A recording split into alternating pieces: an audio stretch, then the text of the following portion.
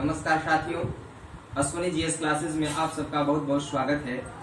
आज हम सब साथियों ज्योग्राफी में, भूगोल में एक बहुत ही महत्वपूर्ण टॉपिक को लेकर के आए हैं। तो साथियों, आज का जो टॉपिक है हम लोगों का वह है चक्रवात और प्रतिचक्रवात, साइक्लोन और एंटी साइक्लोन। साइक्लोन और एंटी साइक्लोन को समझना बहुत जरूरी है। यहाँ से क्वेश्चन एग्जाम में आपके पूछे जाते हैं, चाहे किसी तरह का एग्जाम हो, जरूर क्वेश्चन यहाँ से आए हैं। तो मैं आशा करता हूँ कि आप सब लोग कॉपी और पेन अपने साथ रखेंगे और चीजों को नोट करते चलेंगे, और जो भी महत्वपूर्ण पॉइंट लगेगा आप उसे जरूर नोट करेंगे साथियों। और वीडियो को तब तक आप लोग शेयर जरूर कर दीजिएगा, अगर नए हैं तो सब्सक्राइब जरूर कर दीजिएगा साथियों। तो चलिए हम सब स्टार्ट करते हैं चक्रवात और प्रतिचक्रवात। साथियों, जब भी देखते हैं कि चक्रवात क्या होता है तो चक्रवात और प्रतिचक्रवात को समझने के लिए ग्राफ के माध्यम से हम चीजों को स्पष्ट करेंगे कि चक्रवात और प्रतिचक्रवात क्या होता है। देखिए साथियों, सबसे पहले आप देखोगे चक्रवात जो होता है ना, और प्रतिचक्रवात, दो ग्राफ मैं बोर्ड पे ड्रॉ कर रहा हूं साथियों। यह जो आपका जो एक जो ग्राफ दिख रहा है यह चक्रवात को इंडिकेट करेगा, और जो दूसरा है साथियों यह प्रतिचक्रवात को इंडिकेट करेगा। यह जो आपका है यह चक्रवात मीन्स साइक्लोन, और दूसरा जो है साथियों वह है आपका प्रतिचक्रवात। क्या है? प्रतिचक्रवात, एंटी साइक्लोन। ये दो चीजों को स्पष्ट तरीके से आप समझेंगे इस ग्राफ के माध्यम से। साथियों, चक्रवात जो होता है, चक्रवात में आप देखोगे चक्रवात जो साइक्लोन होता है साथियों, यह निम्न वायु दाब का केंद्र होता है। चक्रवात क्या होता है साथियों?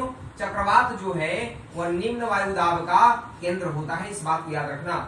चक्रवात साथियों यहाँ पर आप देखोगे कि निम्न वायु दाब का केंद्र होता है निम्न वायु दाब। निम्न वायु दाब को कहते हैं साथियों लो प्रेशर। क्या बोलते हैं? Low pressure. तो चक्रवात निम्न वायु दाब का केंद्र होता है, और जो प्रतिचक्रवात होता है साथियों, प्रतिचक्रवात जब पूछा जाएगा तो प्रतिचक्रवात में आप देखो, कंपैरेटिव स्टडी कर रहा हूं इसलिए आप चीजों को अच्छे तरीके से समझ जाओगे। उच्च वायु दाब चक्रवात जो होता है साथियों यह हाई प्रेशर बेल्ट का सेंटर होता है। चक्रवात लो प्रेशर बेल्ट का चक्रवात के केंद्र में निम्न वायु दाब होता है, और प्रतिचक्रवात के केंद्र में उच्च वायु दाब होता है, हाई प्रेशर बेल्ट होता है, और चक्रवात में लो प्रेशर बेल्ट होता है। चक्रवात में जो हवाएं होती हैं साथियों, चक्रवात में हवाएं बाहर से अंदर की ओर घूमते हुए आते हैं। चक्रवात में हवाएं बाहर से अंदर घूमते हुए हवाएं आती हैं।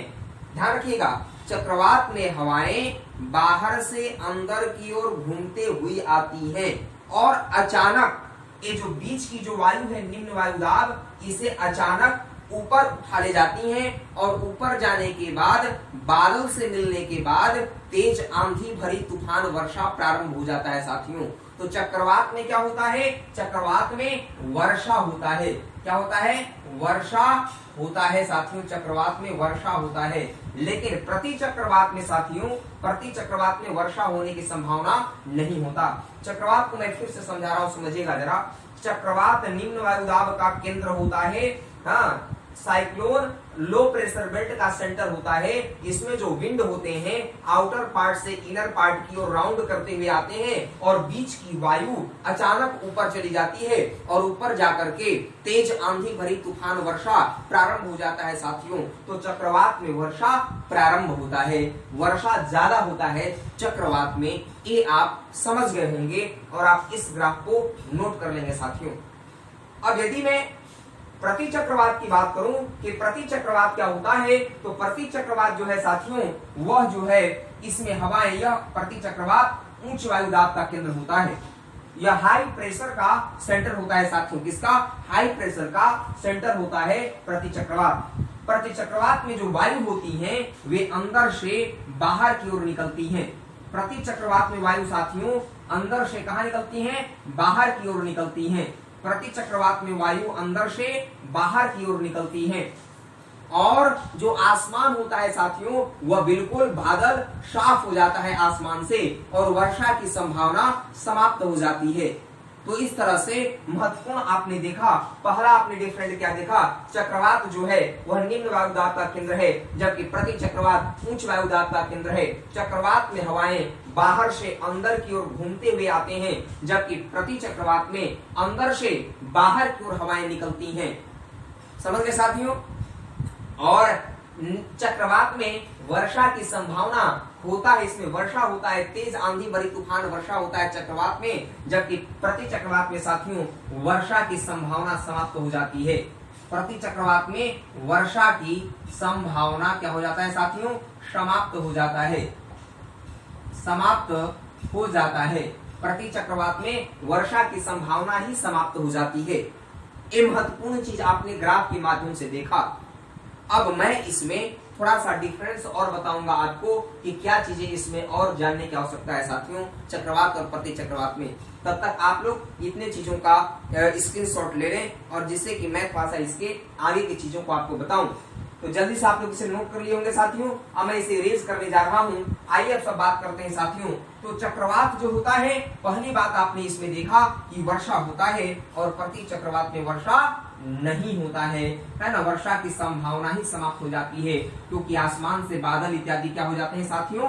साफ हो जाते हैं, क्लीन हो जाते हैं। देखिए यह जो प्रति चक्रवात है साथियों, जो चक्रवात होता है, अब इसमें हम दिशा भी देखेंगे साथियों। देखिए यहाँ पर दो चीजों को हम देखेंगे। ये आपका हो गया साथियों चक्रवात, क्या होगा साथियों? चक्रवात। और नीचे मैं लिखता हूं प्रति चक्रवात। प्रति चक्रवात, चक्रवात और प्रति चक्रवात दो हो गए साथियों आपके। अब आप यहाँ पर देख रहे हैं कि चक्रवात और प्रति चक्रवात है, लेकिन इनका दिशा भी तो कुछ डिफरेंस होता है ना साथियों। डिफरेंस क्या होता है? डिफरेंस को समझने की कोशिश करें। दो चीजों को देखेंगे हम लोग। तो उत्तरी गोलार्ध, गोलार्ध और दक्षिणी गोलार्ध, उत्तरी गोलार्ध और दक्षिणी गोलार्ध। समझ गए साथियों?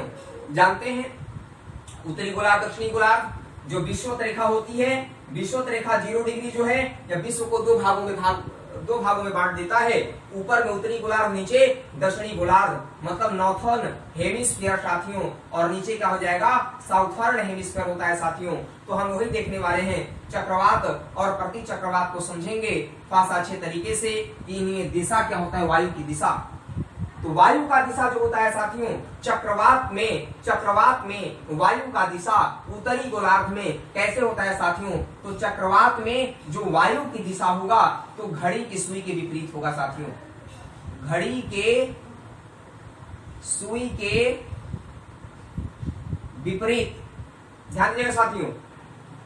चक्रवात में हवा का दिशा, चक्रवात हम यहाँ पर क्या देख रहे हैं? हम यहाँ पर साथियों हवा का दिशा देख रहे हैं। हवा का दिशा, चक्रवात में हवा का दिशा, और प्रति चक्रवात में हवा का दिशा क्या होता है? तो चक्रवात में जो हवा का दिशा होता है साथियों वह घड़ी के सुई के विपरीत होता है उत्तरी गोलार्ध में, जबकि प्रति चक्रवात में जो हवा का दिशा होता है साथियों उत्तरी गोलार्ध में वह किधर होता है? घड़ी के सुई के अनुकूल, क्या साथियों? अनुकूल होगा साथियों।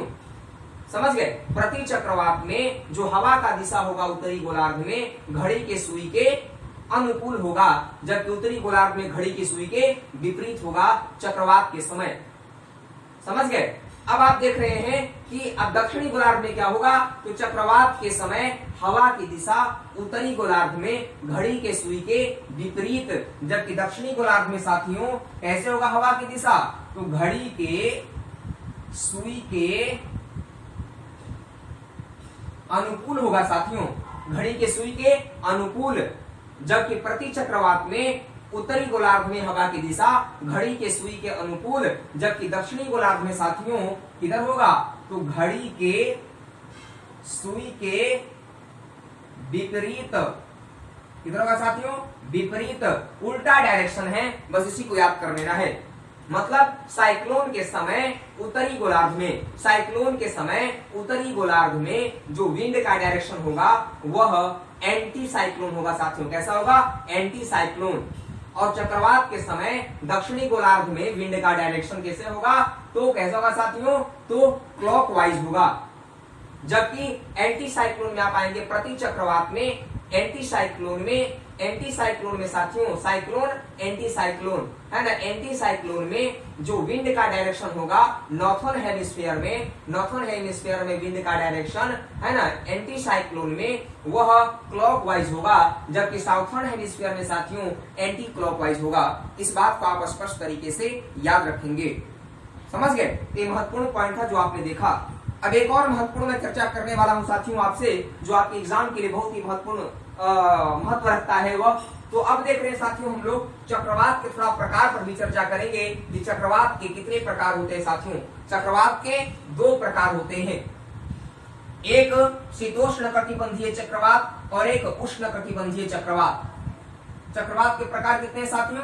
चक्रवात के 2 प्रकार मोस्टली पाए जाते हैं। पहला जो चक्रवात का प्रकार होता है वह प्रकार है साथियों वह शीतोष्ण कटिबंधीय चक्रवात। और तो हमें यहाँ पर साथियों चक्रवात और प्रतिचक्रवात के बारे में बात हम कर चुके। तो चक्रवात के 2 प्रकार के बारे में स्टडी कर रहे थे कि शीतोष्ण कटिबंधीय चक्रवात और उष्ण कटिबंधीय चक्रवात। चक्रवात के 2 प्रकार होते हैं, शीतोष्ण कटिबंधीय चक्रवात और उष्ण कटिबंधीय चक्रवात। तो यहाँ पर ये देखना है कि शीतोष्ण कटिबंधीय चक्रवात विकसित कहाँ पे होते हैं। तो मोस्टली आपको याद करना है कि जो शीत कटिबंधीय चक्रवात होते हैं इस शीत ऋतु में आते हैं साथियों। कहाँ पे कब आते हैं? तो शीत कटिबंधीय चक्रवात जो है इस शीत ऋतु में आते हैं। इस बात को याद रखना है। कहाँ पे आते हैं? शीतोष्ण कटिबंधीय चक्रवात साथियों शीत ऋतु में विकसित होते हैं। कब विकसित होते हैं? शीतोष्ण कटिबंधीय चक्रवात शीत ऋतु में विकसित होते हैं, इसको भूलना नहीं है। और उष्ण कटिबंधीय चक्रवात साथियों कब आते हैं? तो उष्ण कटिबंधीय चक्रवात आपके ग्रीष्म ऋतु में आते हैं साथियों। कब आते हैं? ग्रीष्म ऋतु में आते हैं, इसको भी नहीं भूलना है कि शीतोष्ण कटिबंधीय चक्रवात शीत ऋतु में और उष्ण कटिबंधीय चक्रवात ग्रीष्म ऋतु में आते हैं, बिल्कुल याद। तो आप यहाँ पे देख रहे हैं कि जो शीतोष्ण कटिबंधीय चक्रवात होते हैं, शीतोष्ण कटिबंधीय चक्रवात में समदाब रेखा जो होता है, समदाब रेखा, शीतोष्ण कटिबंधीय चक्रवात में जो समदाब रेखा है यह वी आकार का होता है। कैसा होता है? वी आकार का होता है। समदाब रेखा क्या होता है मैं आपको बता चुका हूं कि समदाब रेखा जो है एक समान दाब वाले स्थान को मिलाने वाली रेखा को समदाब रेखा कहते हैं। समझ गए? एक समान दाब वाले स्थान को मिलाने वाली रेखा को समदाब रेखा कहते हैं। इसमें वी आकार का होता है। समझ गए? और जल और स्थल दोनों पे डेवलप होता है। ये शीतोष्ण कटिबंधीय चक्रवात जो होते हैं जल और स्थल दोनों पे विकसित होते हैं, इसीलिए इनका क्षेत्र ज्यादा विस्तृत होता है। शीतोष्ण कटिबंधीय चक्रवात का क्षेत्र क्या होता है? विस्तृत होता है ज्यादा। अब अगर बात करेंगे हम लोग कि जो उष्ण कटिबंधीय चक्रवात में, तो उष्ण कटिबंधीय चक्रवात में इनका जो आकार होता है वह गोलाकार एक वृत्त की भांति होता है। गोलाकार एक वृत्त की भांति होता है। और ये जो डेवलप होते हैं ये जल पे डेवलप होते हैं। कहाँ डेवलप होते हैं? जल पे डेवलप होते हैं।